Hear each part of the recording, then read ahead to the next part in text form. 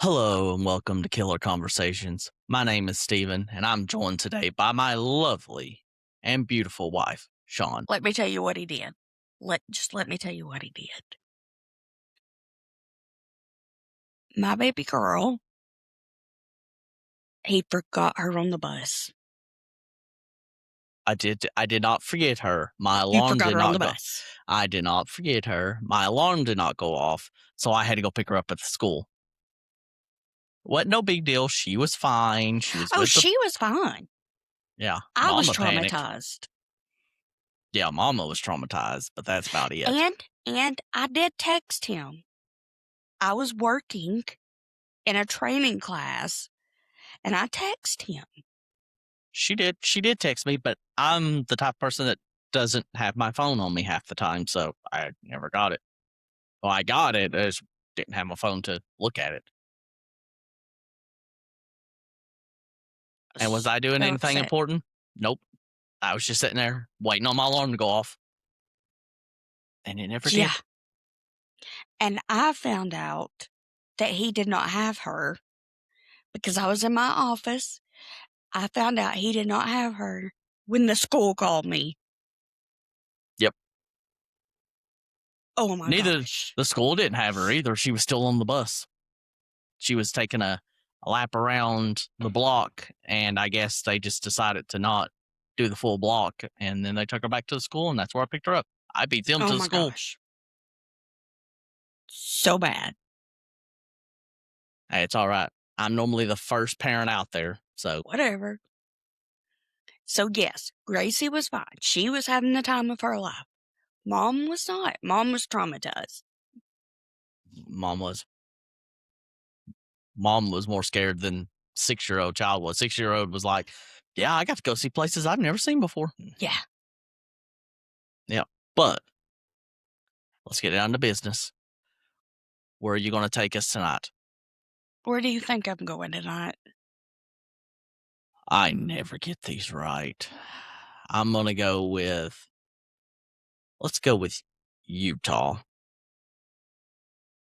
No, Well, I've always wanted to go to Utah. I hear it's a pretty place, nice mountains. no, Well, darn. not even close. Tonight we're headed to New York, the Big Apple, a city where you can disappear into the crowds and somehow find yourself in all in the same day. And tonight we're diving straight into the story of Typhoid Mary. But before she became a headline, before she became a symbol of fear and controversy, she was simply Mary Mallon.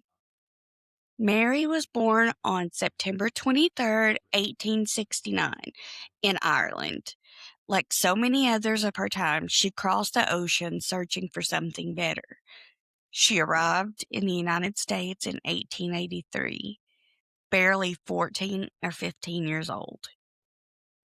Can you imagine leaving your home and all that you know at 14, 15 years old and sailing across the ocean to a new place?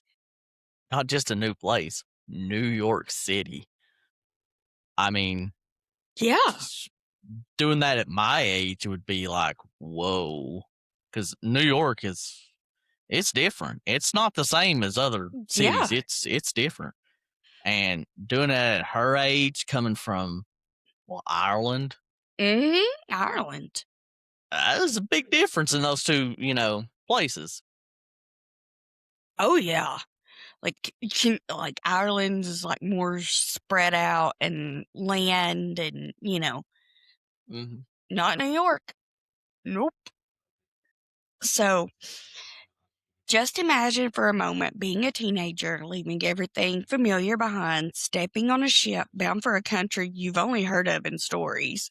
No Google Maps, no phones, no safety net, just hope and whatever courage you could carry. For me, that would be zero. I And mean, Steven's not getting on a boat, so nope. we can't even go on a cruise because he saw Titanic. It was an okay movie. I, I picture her standing on the deck, watching the shoreline fade, feeling that strange mix of fear and excitement that comes with any huge life change. It must have taken a kind of bravery most adults don't have. And I can say that I don't have that bravery. I don't know if I could have done it. So I think I could have kudos to her. done it, but I don't know. I don't think it would be easy. Like, I think that would be very, very difficult. True. True, true, true. Yeah, I think I could do it. I think I could talk myself into doing it. It's just the whole trip. You would be you'd be scared to death. I mean, Scared's not even the right word. Terrified. yeah, you would be because I mean, back then that's a long trip. I mean, even Oh my nowadays gosh. it's still a long trip, but you're talking about on a boat that long of a Yeah. distance. I think I'd had a heart attack by the time I got there. Oh, I know I would have. Like, yeah, 100%. But that's where our story begins. Long before the name Typhoid Mary would follow her for the rest of her life. When Mary first arrived in New York, she started out working as a maid, but over time she found her way into the kitchens of wealthy families across the city. And she wasn't just any cook. Mary had a signature dish, peaches and ice cream. Simple, sweet, refreshing. And here's the detail I want you to tuck away for later. It required no cooking at all. So just keep that in your brains. Take it away for just a little bit. That might seem like a tiny footnote right now, but trust me, it does become very important to her story. Between 1900 and 1907, something strange started happening in some of the wealthiest homes in New York and Long Island. Typhoid outbreaks began popping up, and honestly, I can't help but think if this had been happening in a poorer neighborhood or in a less influential part of the city, would anyone have cared as much? It might have got Prob looked over. Yeah, probably not. You know, like when it happens to somebody more like influential, it it blows up. Well, I mean, especially back then, like nowadays, it don't matter where something happens. Social media, everything's spread quick. Mhm. Like everybody knows about everything. But back then, your wealthier people were the ones that usually you heard about the most. So True. if it happens in a wealthier area, that's where all the news stuff's going to come from, or that's what the papers are going to write about. If something happens in a poor neighborhood, the papers probably aren't going to write about it. No one's probably going to know. But what I'm saying, if say it happened to like a senator or even a mayor or something like that, it's going to be a bigger deal than if it happened to me and you. Oh yeah, because like I said, it would be in the paper and everybody would be reading it. Everybody would know about it. But like if me and you just kill over, unless it's from some serious circumstance, ain't nobody gonna hear about it. Right. Right. There's a It, chance that they may not even look into back then, may not even look into why the person died. Just like, oh, they're dead. mm-mm. Yeah. But because it was the upper class, suddenly everyone wanted answers quickly. Doctors were baffled. These were families with clean homes, good sanitation, and access to the best medical care of the time. Typhoid wasn't supposed to show up in places like this. And yet it did, again and again. And in the background of all these outbreaks, quietly moving from household to household, was Mary. That's when sanitary engineer George Soper entered the picture in 1906. And if you're anything like me, curious, nosy, whatever you want to label you want to give it, you might have wondered what exactly is a sanitary engineer. I had to look it up too. Basically, these were people who protected health by designing and maintaining systems for like clean water, waste management, and sanitation.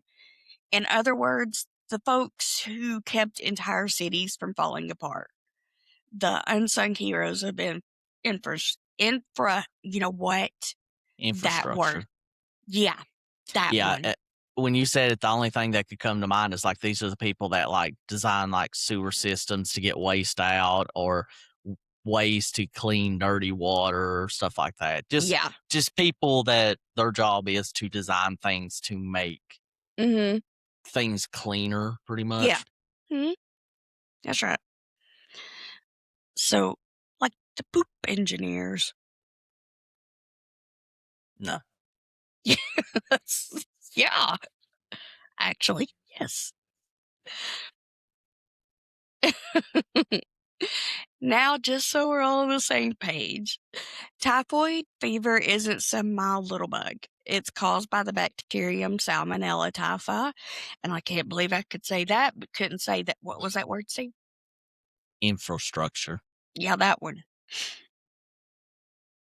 It's been a day, people. It's been a day. And can lead to dangerously high fevers, stomach pain, and some very serious complications if it's not treated. Back in the early 1900s, before antibiotics, typhoid was a major threat. And I can imagine, like, so it's like serious stomach bug. And, nowadays we have the medication. We can get, like IVs for dehydration and things like that. But back then, I doubt they could. No, I'd say back then, I don't know. They may have had IVs back then for all I know, but it's probably something else. But yeah, I'd say there's probably nothing they could do, or they probably had things that they thought helped with it, probably didn't. But, I would say if you had the money back then, you probably had a better chance of surviving it than if you didn't have the money. That's just how things were back then. Usually, Yeah, your richer class got better. I mean, even today, if you've got more money, you can afford a better doctor. true, true. Yeah. Well, money buys you a lot these days. It Yeah. gets you a lot further. Wouldn't So, know. I never have any, so I wouldn't know how far I can go with it. that's not true. Yeah, it is true. Never mind. What? I'm looking at the reason why I never have any. That's rude. You got 3 girls too. So, anyways, so when the outbreak started popping up in wealthy households, families with clean homes, good hygiene, and access to the best medical care, people were understandably alarmed. Typhoid wasn't supposed to show up in places like this. And that's exactly why George Soper was called in to figure out how a disease associated with poor sanitation was suddenly striking homes, some of the richest homes in New York. And remember, these wealthy families, they weren't just sitting around quietly. They were, you know, they loved hosting dinners, parties, social gatherings, the kind of events where people shared food, drinks, and plenty of close contact. Basically, the perfect environment for something like typhoid to spread like wildfire. You can imagine how quickly this could have spiraled out of control. Oh, yeah. Well, I mean, you got to think at that time, there was no social media, there was no texting. If you wanted to get the gossip, you had to do it face to face. And Yeah. usually that's where they did it. They'd have their little, get togethers and you would just gossip and gossip and gossip. Yeah. And like, Usually about people that's at the party with you, but hey, all's fair. that's the best part. You don't Oh, yeah. gossip about somebody that's not there. Duh. Well, you can gossip about the person that's not there too, but it's more like, oh, well, I No, those bet you aren't I know fun. what they're doing. That's not fun. Nah, it's I bet you they had fun with it. No. And, these people love their balls and their dances and Oh yeah. Well, I mean, there was nothing else to really do back yeah. then. Like to them, that was fun. That's what they like doing. To us, like, we have so many more options on stuff we do. It wouldn't be like the top of our list. Hey, let's go to a dance or something. But to them, that's really all they had. Oh, real quick. Steven also went to the Micro Center today to see who, Steve? I didn't go to see them. I went before they got there. Thank you very much. The only reason you went down there is because they were going to be there. No, I went down there to get a motherboard and couldn't find one. Who was it? Oh, the Toasty Bros were supposed to be in there today, but I've known that they were supposed to be there, but I went before they were supposed to be there. He goes down there. He watches these people religiously, like religiously, and he goes down there like eh, 15 minutes before they get there. Oh no, I was there an hour and a half before No, they you were weren't. supposed to be. Yes, it was. Mm-hmm. As George Soper dug deeper, he eventually connected Mary to somewhere between 51 and 122 infections, along with 3 confirmed deaths, and possibly up to 50 more unconfirmed cases. That's when he decided it was time to confront her.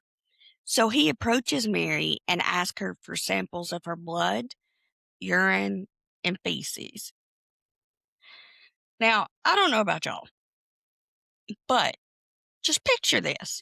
You're at work, you're minding your own business, cooking dinner for a family, and some strange dude just, you never met him, shows up demanding your bodily fluids. No explanation, no warning, just, hey, I need these samples from you. What are you going to do? No, Kick him in the cookies weirdo. and run. Possibly. That's what I'd do Possibly. if I was a woman. Like, that's just weird. Yeah, you And be just like, don't walk up to no, somebody and say that. you freak. Not, no, Yeah. no. Mary's response, she grabbed a carving fork and chased him out of the house. As she should. Okay, yeah, that was a little bit more than I said, but yeah, it works. Can't say that I blame her, because I probably would have done the exact same thing. But that moment, Mary standing her ground, Soper running for his life, was the spark that set off one of the most controversial public health battles in American history. Mary was eventually caught after what honestly would have been considered uh, probably a dramatic chase for the early 1900s. At one point, she even hid under a set of stairs for hours, hoping the authorities would give up, just get tired, and go home. And one thing to keep in mind is through all of this, Mary wasn't sick. Not a sniffle, nothing. So in her mind, she hadn't done anything wrong. She must have been terrified, furious, and completely confused all at once.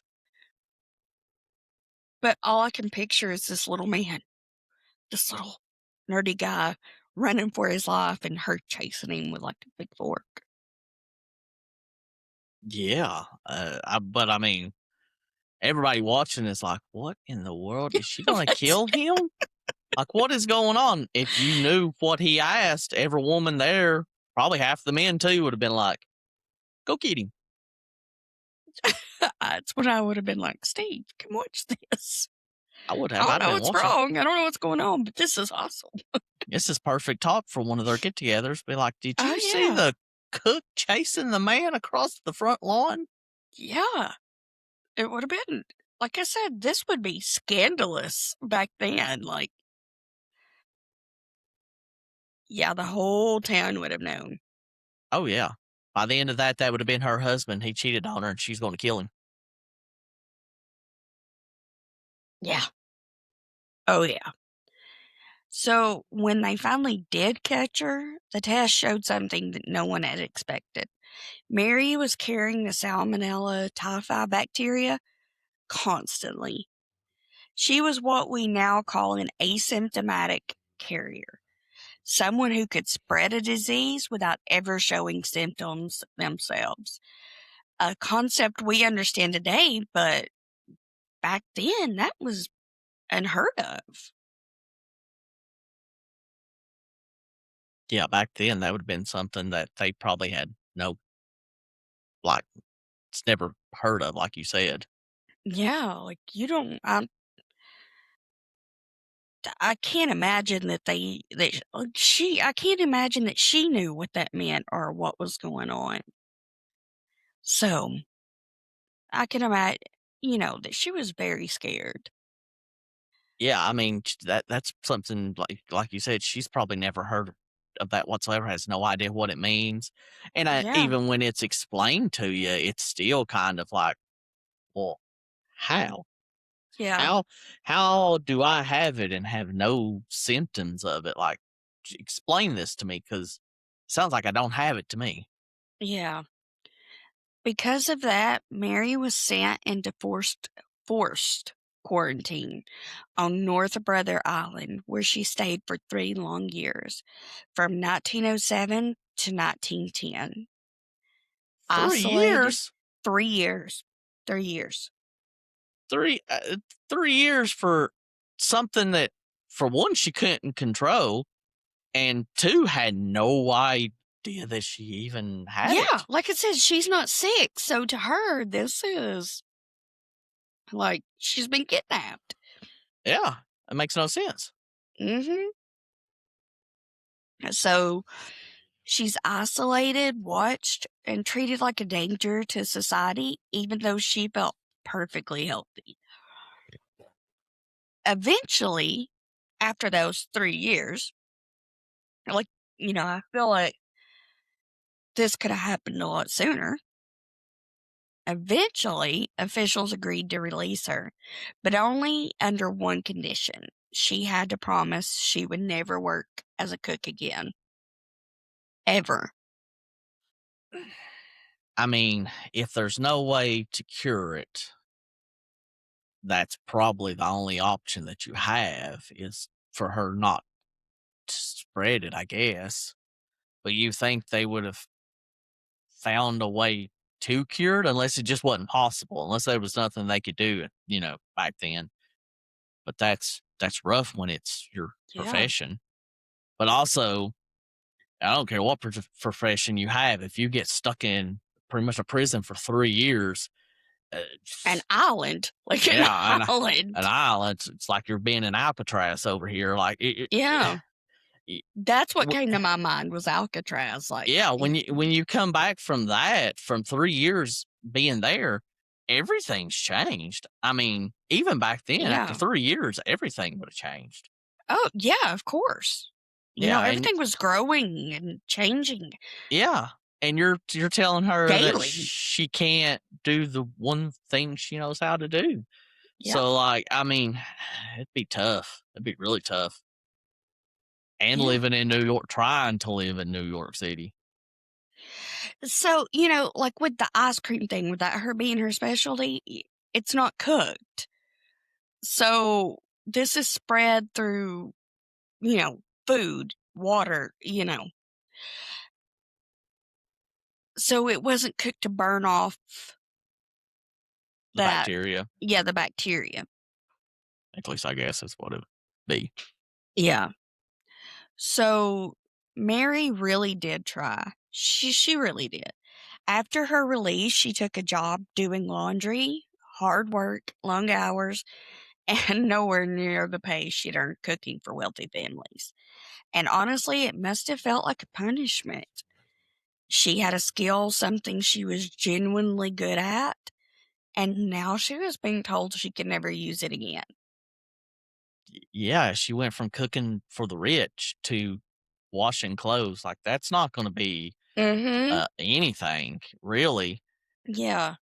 And I mean, she's living in New York. I mean, even back then, it was still probably one of the most expensive places to live in the world. Right. Yeah, And, you know, being a cook and then going to laundry, that's a big step down yeah. in social classes in that time, even between, amongst the servants. The cook was pretty high ranked up there. So, yeah, but it didn't take long before temptation and necessity pulled her back into the kitchen. This time she used a new name, Mary Brown, and found work as a cook at New York Sloan Hospital for Women. A hospital, a place filled with vulnerable patients. And as you can probably guess, typhoid broke out again. When the truth came out, Mary vanished for a while, slipping into the city's shadows, but authorities eventually tracked her down and returned her to North Brother Island. Only this time it wasn't temporary. So they would never find me. Homegirl's out. And no. I mean, she shouldn't have started, you know, cooking again. She knew she wasn't supposed to.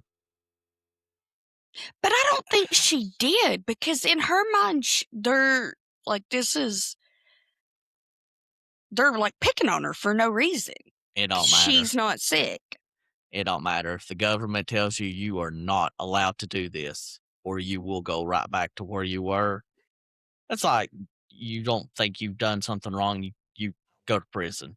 Maybe you're not guilty, but if you get caught doing something again after you get out, you're going back in, probably ain't getting back out. So, like, she knew she wasn't supposed to be cooking, and she took the chance. Stephen, do you do everything the government tells you to do?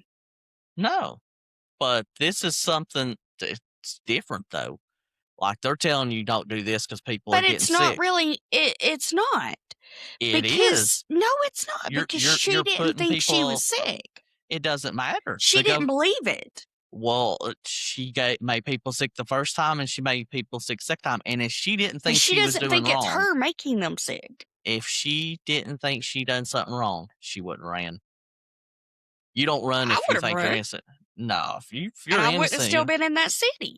if you're innocent, you don't run. If she thought she was didn't have anything to do with it, she wouldn't run. But you're right, she probably didn't think that she had done anything wrong that she was making them sick. But like There's I don't think I could take the chance. Like if I thought like even if I thought it wasn't me, I don't think I would still take the chance of making someone sick or killing somebody because I don't think I could forgive myself if I killed somebody from it. no, I agree to that, but to her, it's not her. She's not making them sick. Once again, She's she was told not to. There's a chance that it could be her.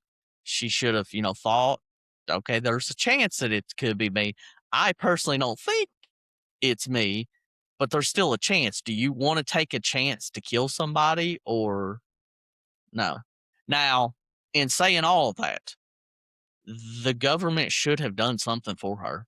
Like, it's kind of ridiculous that the one thing she's good at, they're like, you can't do it. And we don't care how you take care of yourself from here. Like, that's not right. I don't know. I would have ran. I would have ran. They would have never found me. Oh, if in her shoes, if I was her and it was already, the deed had been Mhm. done, oh God, yeah, I would have run because same reason she ran. I knew I would have been guilty. Like, it, you're screwed at that point.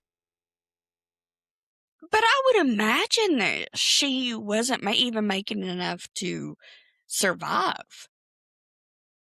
Oh, I agree. She wasn't, which is why I think the government should have done something for her.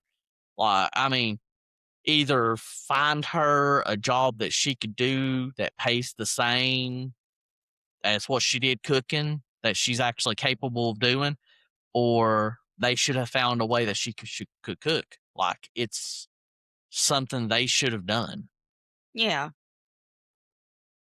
think the doctor should have just done something to help to find some Yeah. way for her to do something. Yeah. Like, I think there could have been a way better plan in place. yeah, I think they could have been, well, a plan in place. Yeah, Like, any plan. yeah, Yeah. there was no plan. I mean, this is like don't touch that button situation. You're telling me not to touch it? Oh Lord, What's the first thing I'm doing? you're gonna touch the button. I'm touching all the buttons. All of them. Yeah. So Mary Mallon, Typhoid Mary, would spend the rest of her life there, isolated from the world, living out her days on an island she never chose, all because she carried a disease she never felt.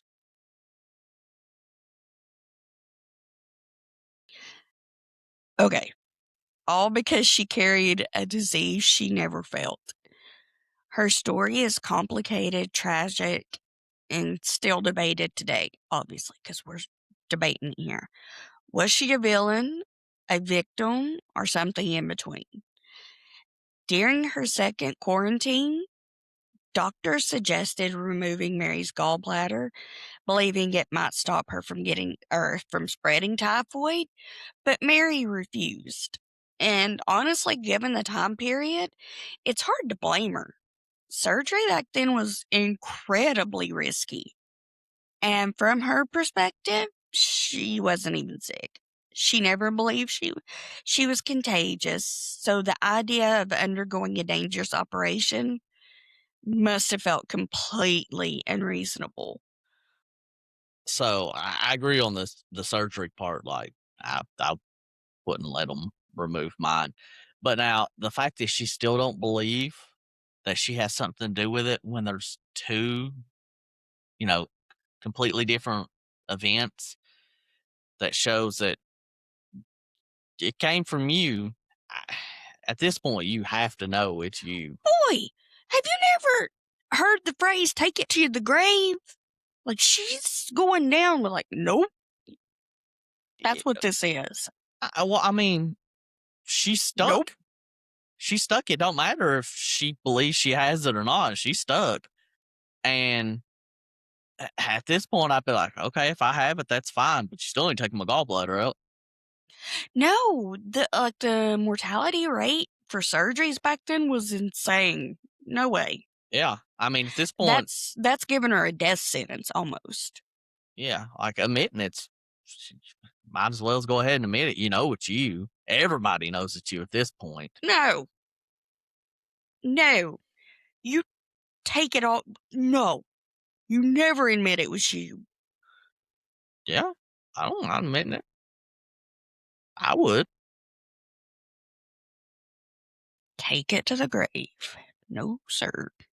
Yeah, I'd admit it. I mean, everyone knows it's you. There's no reason not admitting it. I mean, you're literally stuck in this place now. These people know you're the reason why. You who would have to know it's your why. Now, in saying that, I still think she got treated a whole lot worse than she should have. Yeah, yeah, this is crazy. Yeah, because, and I mean, times is a big thing. Like, times back then is a lot different now. Like nowadays,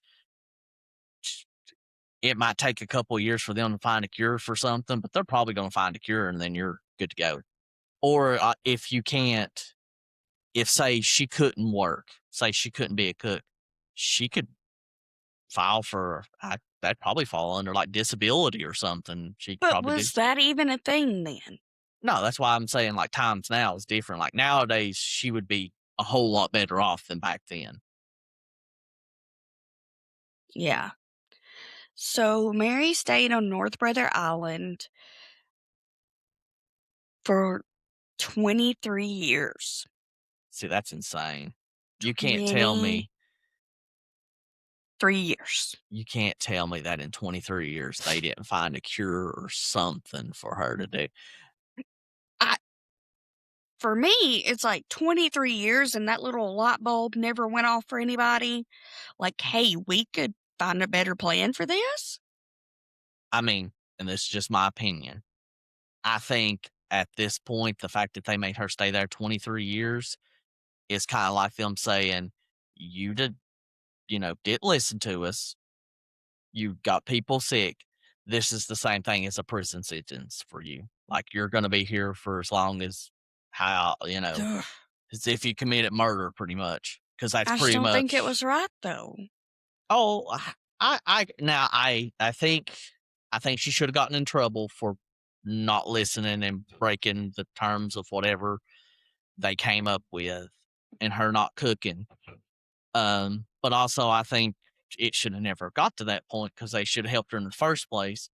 But even after the second time, okay, put her there for so long, let her do her time.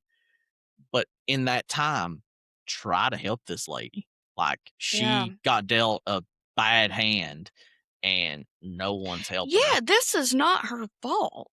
Like, No, it's not like she went and was yeah. like, got this, the sickness from wherever and was like, I just want to have this. It happened to her. She didn't want it. There's nothing she could do about it because if she could, it'd be gone because it literally ruined her life. Hmm. And there's like no one there to help her. It's not right. No, it's not right. For a long time, she remained active. She even worked in the island's laboratory, helping with tests and cleaning equipment. An ironic twist, considering why she was there in the first place.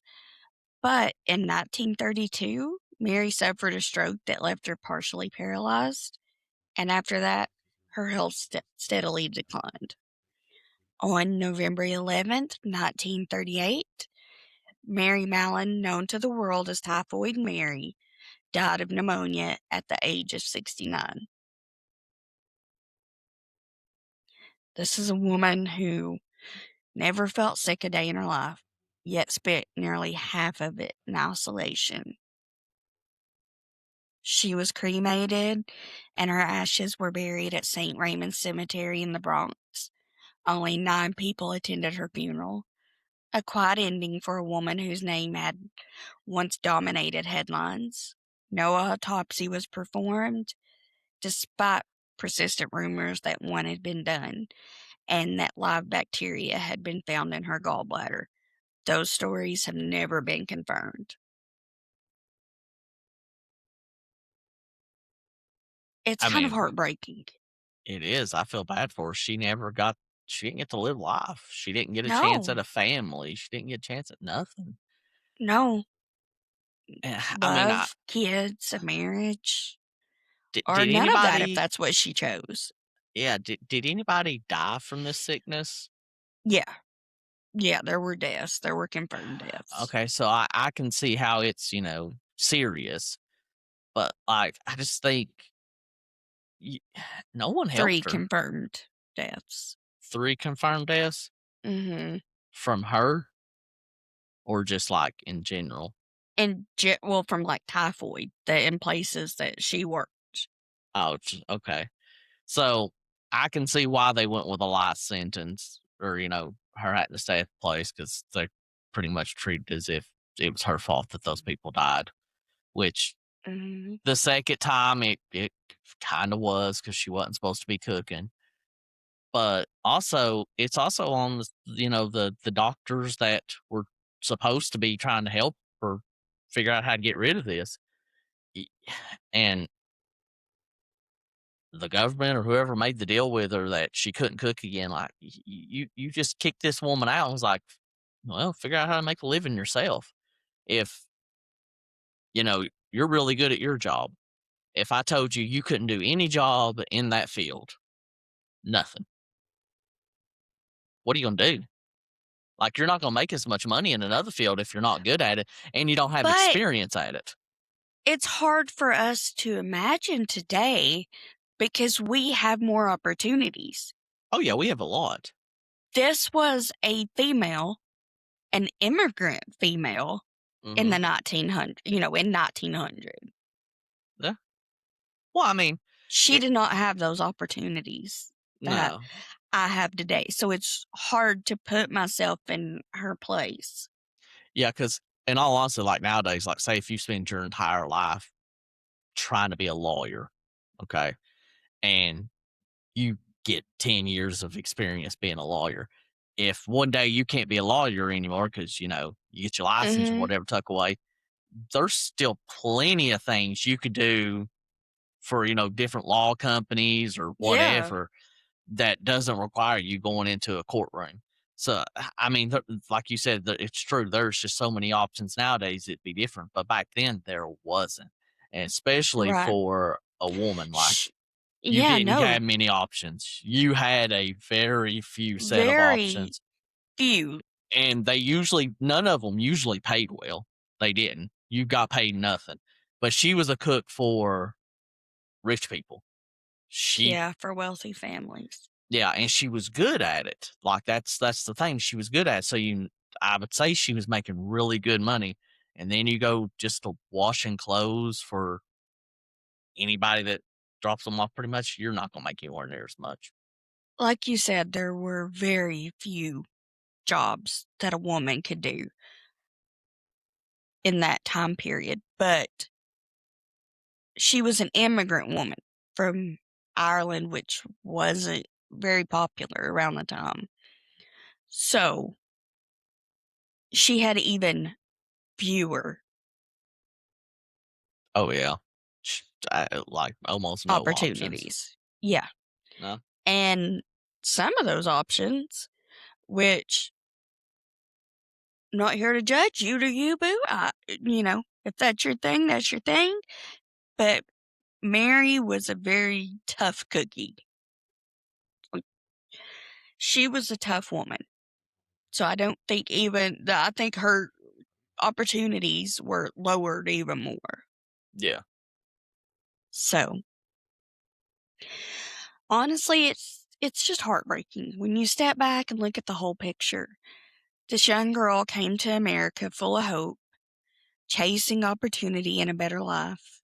She worked hard, built a skill, carved out a place for herself in a city that wasn't always kind to immigrants.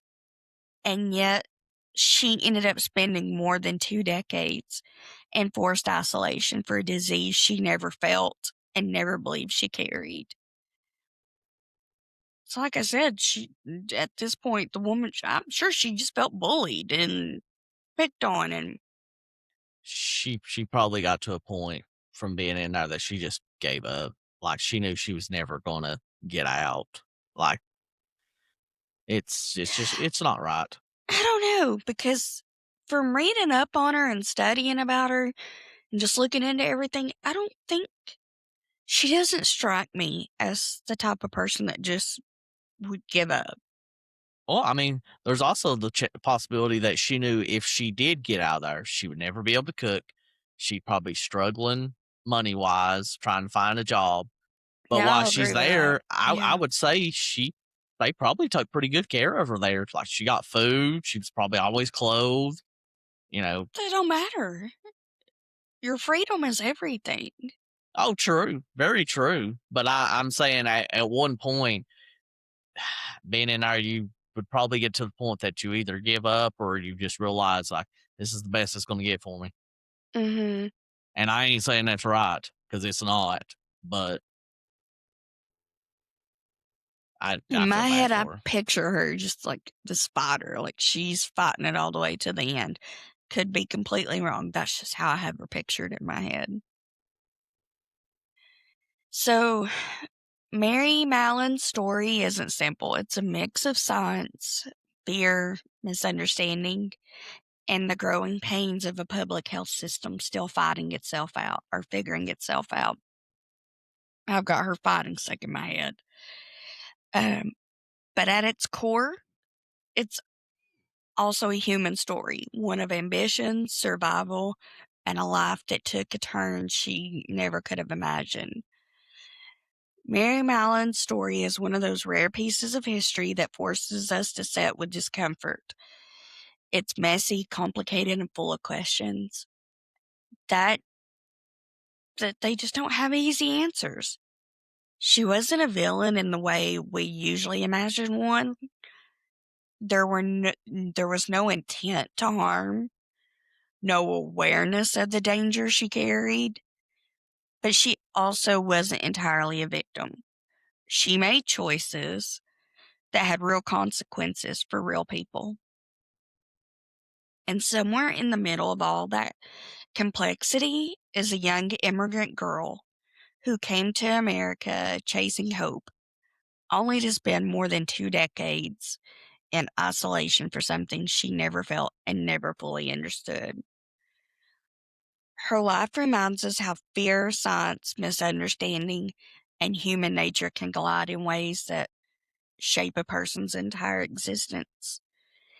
It also shows how far public health has come and how far it still has to go when it comes to balancing individual rights with community safety.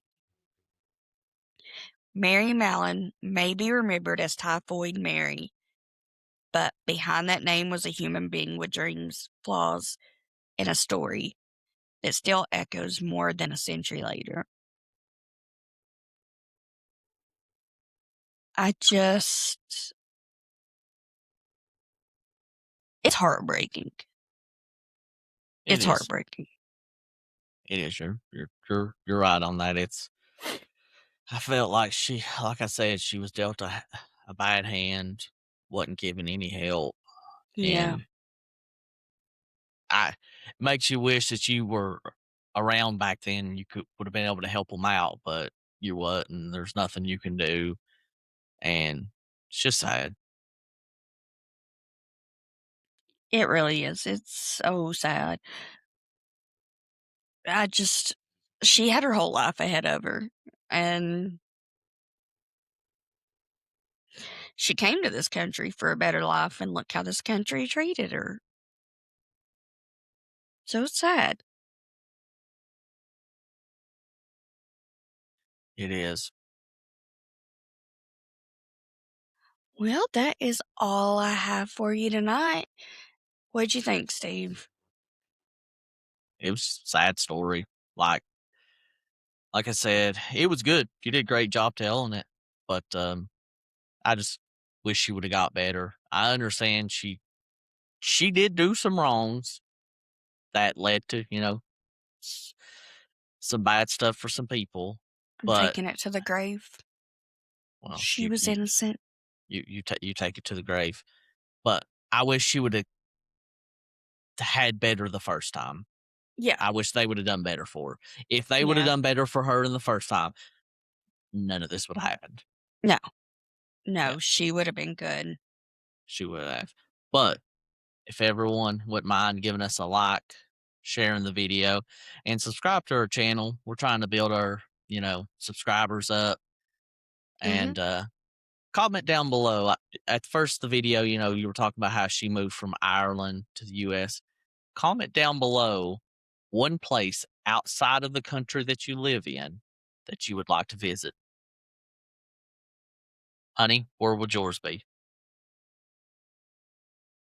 I want You to could go to get England. England. Is that the only Hmm. place? You can give me a couple if you have a couple. Not very adventurous. I'm just going to England. See, I have a few. I have a few places I'd like to go. I'd like to You want go to go to like China and Japan and up. China's not really on my list. Now, Japan is. I'd like to go to Japan. I'd like to go to Rome, and I'd like to go to yeah, I'd like to go Egypt. to Rome. Yeah, I I'd want like to to go to go. I want to go to Egypt, and I want to go to India. You know what? I have been with you in a Japanese restaurant. I don't want to go to Japan with you. Sorry. I just thought when they bow, you're supposed to bow back. Who knew that I'm supposed to stop? That was my bad. Oh, we'll do it. I'll It just stay happens. here. My bad. But anyway, put your comments down below. We'd like to know, where other people would like to go. Yeah. Normal people, not weird people like us, would like to go on, a dream vacation or something. All right, guys. Thank you for joining us, and we'll see you next week. Bye.